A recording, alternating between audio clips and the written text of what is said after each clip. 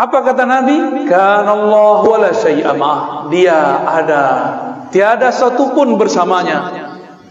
Dia ada, tiada Ahmad. Dia ada, tiada Muhammad. Dia ada, tiada alam. Dia tiada ada. Kita belum ada. Belum ada langit, belum ada bumi, belum ada arash, belum ada solat, belum ada zakat, belum ada doa, belum ada. Dia sudah menetapkan dalam ilmunya yang qadim bahwa pada saat ini, detik ini, tanggal ini, hari ini akan ada orang berkumpul bercerita tentangnya, tentang ahadiyahnya, betapa bahagianya Allah, tersenyum Allah melihat orang yang menikmati nama-namanya disebut.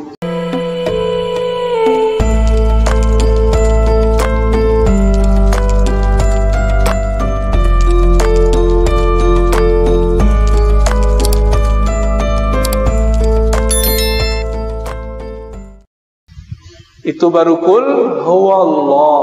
Sekarang kita pindah ke ahad. Apa makna ahad? Esa, tunggal. Bukan satu. Satu itu masih bisa dibilang. Tunggal tiada duanya. Esa tiada keduanya. Kalau satu masih ada dua. Ini perbedaan angka satu dengan esa. Wahid dengan ahad berbeda. Ahad itu adalah kesendirian Allah dengan zatnya. Bisa diulangi. Ahad itu kesendirian Allah dengan zatnya. Tiada bersamanya kecuali dia semata-mata. Tiada insan, tiada ar-razi, tiada masjid ini, tiada kecuali hanya dia. Maka disebutlah ahad itu namanya yang qadim. Nama apa? Qadim adalah masa sebelum adanya suatu masa azali. Alam kita sekarang disebut dengan alam nyata, alam ciptaan, masa ciptaan. Ini dia. Sebelum alam ini ada namanya azali. Sebelum azali ada namanya qadim.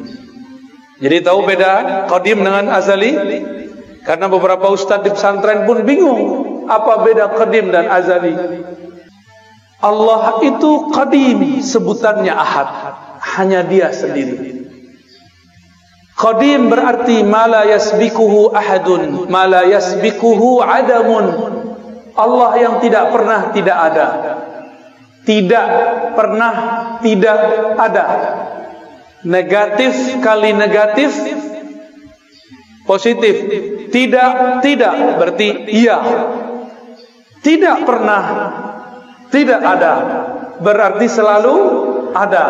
Negatif kali negatif positif. Itu makna dari qadim. Maka ahad adalah sifat Allah, sifat zatnya dan sifat salbiyahnya. Apa arti salbiyah? Sifat yang menafikan yang tidak pantas kepada Allah Subhanahu wa ta'ala. Tapi lebih tepat kita artikan yang pertama. Inilah sifat zatnya, dia hanya sendiri. Inilah kalam dari Abu Dzar yang dia dapatkan dari riwayat-riwayat Imam Bukhari.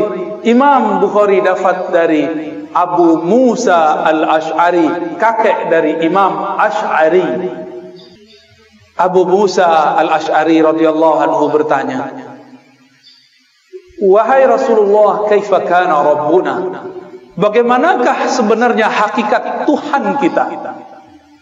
Jadi memang wajar Imam Ash'ari kemudian jadi imam ahli akidah karena kakeknya dulu bertanya akidah. Jadi genetik DNA itu memang suatu hal yang sangat normal. Jangan-jangan Bapak Ibu ini jadi orang soleh sekarang karena doa orang terdahulu. Jangan sok soleh dulu. Jangan-jangan ini berkah dari mereka. Alhamdulillah. Doakan mereka. Maka kita selalu mengatakan Allahumma ighfir lana wa li abaina wa ummahatina. Ya Allah, ampunkan kami dan kakek-kakek kami, orang tua kami, nenek-nenek kami, ibu-ibu kami. Siapa tahu berkah doa mereka kita bisa bangun subuh pagi ini. Alhamdulillahi Rabbil Alamin. Abu Musa bertanya, mengagetkan tentunya. Tapi bagi Rasulullah girang. Kenapa? Ada sahabatnya yang bertanya yang canggih. Nabi jawab, kana Allah wa la syai'a ma'ah. Itulah makna ahad. Kana Allah, Allah ada.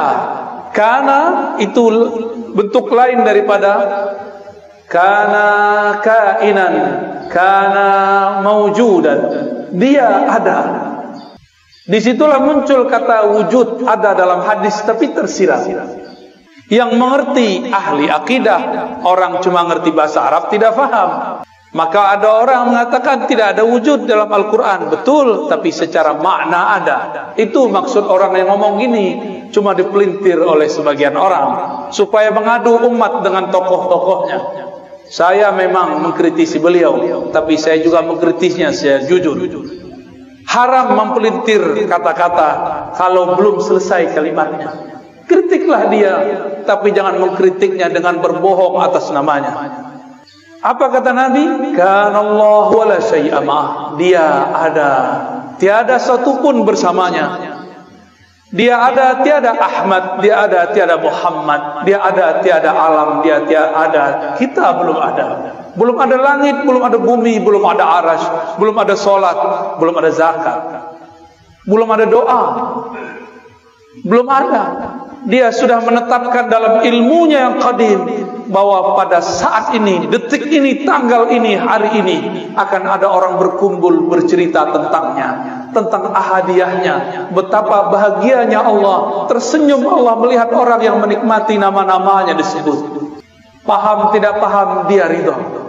Inilah yang dikatakan Nabi, jika engkau melewati suatu taman-taman surga, farta'u, petiklah. Apakah itu taman surga wahai Rasulullah? Majelis-majelis zikir. Zikir itu ada zikir menyebut namanya, ada zikir mempelajari sifat-sifatnya. Inilah kajian akidah dan tauhid. Bahkan lebih tinggi kajian menyebut sifatnya daripada hanya menyebut-nyebut namanya. Orang-orang yang mengerti sifat Allah, makamnya lebih tinggi di sisi Allah daripada orang yang hanya mengenal namanya. Seperti orang yang tahu nama seseorang tapi tidak tahu siapa yang punya nama. Bapak Ibu jamaah subuh di hari Jumat, hari Kamis, apa Jumat? Hari Jumat berkumpul dalam pagi ini dua keberkahan, barakatus sabah, barakatul Jumat. Keberkahan subuh, keberkahan Jumat. Jadi ahad, apa arti ahad? Esa, dia dengan kesendiriannya. Tiada alam, tiada surga, tiada neraka, tiada ahad, kecualilah ia saja. Tiada Ahmad, kecuali setelah ia hapuskan. Baru kalau faham ahad, berarti Allah perlu kita enggak? Allah sekarang masih ahad enggak? Alam dicipta, Allah masih ahad enggak? Berarti Allah masih sendiri? Jadi hanya Allah yang boleh jomblo, antum enggak boleh jomblo. Allah itu maha jomblo, maha sendiri. Itulah tanda zat yang sempurna. Kenapa kita perlu menikah, perlu teman? Karena kita tidak sempurna. Allah tidak perlu semua itu karena dia maha sempurna. Itulah alif lam dalam lafaz Allah. Kenapa saya jatuh cinta? Karena saya tidak sempurna. Saya butuh objek yang dicintai dan butuh orang yang mencintai. Allah mencinta karena dia bukan benda, dia bukan hanya sifat, dia zat yang maha sempurna. Semua cinta darinya. Jika disebut dia mencintai seseorang, mencintai sekelompok, berarti Allah memberikan, memancarkan kesempurnaannya kepada orang itu. Bukan berarti Allah memerlukan orang itu. Itulah beda kata cinta pada Allah dengan cinta pada kita. Allah mengatakan innallaha yuhibbut tawwabin. Allah mencintai orang-orang yang taubat berkali-kali. Artinya Allah akan memantulkan kesempurnaan ampunannya pada orang yang bertobat. Ini disebut dengan tauhid ahadiyah. Apa namanya?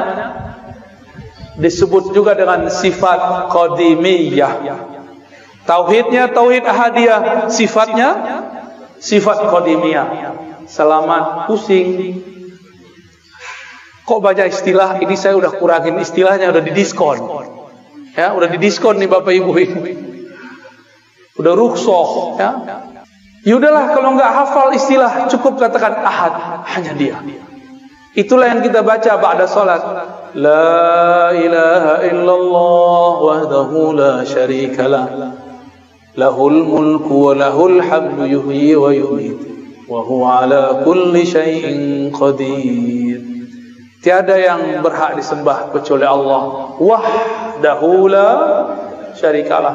Dialah satu-satunya, tiada sesuatu di sampingnya. Tiada sesuatu yang berserikat dengannya. Apa maknanya? Allah kirim Jibril bukan berarti ia butuh Jibril. Jibril yang perlu dikhidmahkan oleh Allah. Allah kirim Mikail untuk mengantarkan rezeki. Bukan Mikail membantu Allah, justru Mikail terbantu karena berkhidmah kepada wali-wali Allah. Mikail membantu Allah atau membantu kekasih Allah? Membantu hamba Allah. Ya, Mikail tugasnya mengantarkan rezeki. Benar. Untuk Allah atau untuk hamba Allah? Jadi Allah perlu Mikail atau Mikail perlu Allah? Mikail perlu Allah. Maka jika disebut istawa al-ars, dia bersemayam di atas aras, bukanlah ia memerlukan aras, justru araslah yang memerlukannya. Kalau bahasa aras itu ilmunya ilmu mi'raj. Semoga nanti ada ustadz yang menjelaskan tentang hakikat mi'raj di sini, maka akan faham apa makna aras. Aras bukan tempat tinggal, bukan tempat ia berada, karena dia sudah ada sebelum aras. Jika dia ada di atas aras, berarti sudah ada dualisme. Satu dia, satu aras. Berarti syirik. Batal ahadiyahnya. Ahadiyah ini nama lainnya tauhid uluhiyah.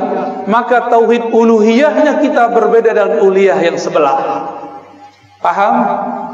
Mereka tauhid uluhiyahnya Allah bersama aras. Allah di atas, aras berada di atas. Kita tidak. Karena sesuai hadis Bukhari, Nabi lebih faham daripada ente. Nabi ngomong, kana Allah wala syai'a ma'ah.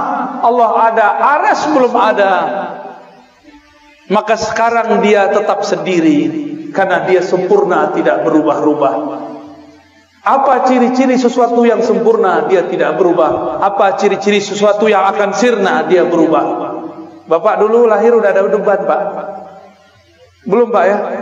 Maaf Pak ya, aneh tanya Pak ya. Lahir udah ada uban belum? Belum. Sekarang ada uban. Berubah gak? Kita lahir kecil, jadi balita, jadi anak-anak, jadi remaja, jadi dewasa, tahu-tahu sudah beruban, Pak. Saya sudah ada uban. Untungnya jenggotnya belum beruban, jadi belum ketahuan tuanya. Cuma sok-sok tua. Lihat Pak perubahannya, bercermin sesekali. Ya Allah, aku dulu masih main kejar-kejaran sama temanku. Dulu masih berenang di kali, masih guling-guling di pasir, masih merengek kepada mak bapakku. Sekarang bukan aku yang merengek, anakku merengek, cucuku merengek. Aku sudah berubah ya Allah. Perubahan apa lagi ya Allah? Kalau sudah tua apa lagi? Dijemput nyawanya. Sudah siap belum? Tapi kalau sudah kenal ahad harusnya siap. Walaupun amal belum banyak, cukup katakan ya Allah, modalku satu, kul huwallahu ahad. Selamat Pak. Jadi nanti kalau mau bangun tidur, bangun dari alam kubur, katakan huwallahu ahad, huwallahu ahad. Malaikat bingung mau hisab. Ini orang udah sakar, udah mabuk berallah, bertuhan. Udahlah, biarin tidur aja lah ya. Temannya Allah, ahlullah, aulia Allah. Maka biasakan sebelum tidur baca qul huwallahu ahad. Biasakan bangun tidur baca Allahu ahad. Biar bangun tidur itu kalau bangunnya nanti bukan di bumi ini, tapi bangunnya di alam barzakh. Malaikat penunggu di alam barzakh hormat kepada kita. Wow, ada panglima, ada jenderal wali-wali Allah masuk ke tempat kita. Ayo kita sambut. Mau?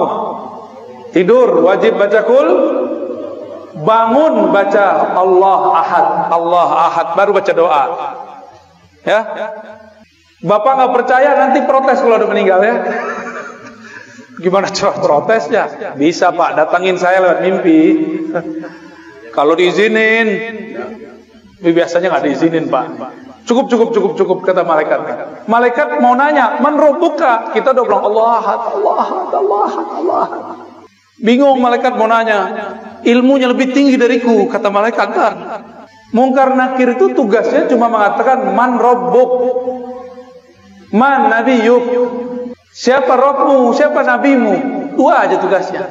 Tapi sebelum itu lamanya bukan main. Antara dia dimatikan dan dia dikuburkan, dari dikuburkan sampai ditanya man rabbuka, lamanya bukan main. Gak bisa langsung ketemu Allah Pak. Enak amat langsung ketemu Allah. Kalau gitu saya mau mati langsung aja ya. Gak mudah. Kecuali wali. Wali itu diizinkan. Bapak Ibu yang dimuliakan Allah, itulah tauhid ahadiyah.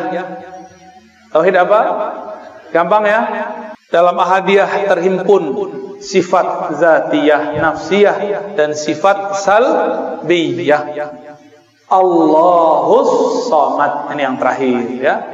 Tapi sebenarnya kalau diterusin masih banyak tuh, ada 3 ayat lagi ya. Allahus Samad, Allah lah tempat semua makhluk bergantung. As-Samad inilah sifat ma'ani, disebut tauhid samadiyah. Itulah yang disebut ilmun hayat sama basar ya. Kalam, qadir, yani kudrah, iradah, itu dia di Samad. Allahus Samad artinya semua dari kita, bahkan satu helai di tubuh kita memerlukan campur tangannya. Yang menumbuhkan rambut Allah atau kita? Yang mengedipkan mata kita apa Allah? Yang mendenyutkan jantung Allah apa kita? Beneran? Coba kedipin matanya. Ting. Tuh, nggak kedip. Kedipin matanya Pak? Bisa? Tuh, jadi kaku kan? Selama ini antum sadar atau tidak? Mata berkedip, nggak sadar kan? Itu yang sadar Allah. Jadi kita udah lupa sama mata kita, Allah nggak lupa untuk menggerakkan mata kita. Coba tanya dokter, kalau mata nggak kedip gimana? Rusak mata kita. Ingat nggak Pak jantungnya denyut, berdetak? Nggak ingat. Kita nggak sempet hatta tanya tuh dokter. Pak dokter, Bu dokter, kamu ngurus jantungmu nggak? Bilang ke jantungmu, tung, berdenyut yang biasa dong. Pas ketemu kekasih, dia deg-degan, duh. Kita ngomong ke jantung, tung, yang tenang, tung. Gak bisa, dia bergerak terus. Karena bukan kitalah yang mendenyutkan satu denyutan dalam jantung. Allah Subhanahu. Maka kita nggak sadar alam yang dalam tubuh ini bergerak. Apakah Bapak Ibu yang mengalirkan darah ke ujung jari, darah ke ujung rambut, ujung kepala? Ya, rambut kita kan tumbuh di kepala. Di kepala itu ada darah pastinya. Jika dia tersumbat jadilah uban. Jadi itu udah alarm itu Pak. Bukan nakut-nakutin Pak, emang ini menakutkan ya. Selamat ketakutan. Allahus Samad. Jangankan alam semesta ini, tubuh yang kecil ini 100% semua adalah pancaran dari Samadnya. Maka kita ini tiada hidup kecuali karena Allahus Samad. Dalam As-Samad itu adalah berkata kun. Jika dia berkehendak, dia berkata kun. Dua sifat ini, ahadiyah, samadiyah, itu gabungan jadi sifat 20. Gampang toh? Tuh khatam langsung sifat 20. Cuma detailnya belum. Mahal itu Pak. Mahalnya tidak dapat dibeli, tapi karena sayang dikasih jua.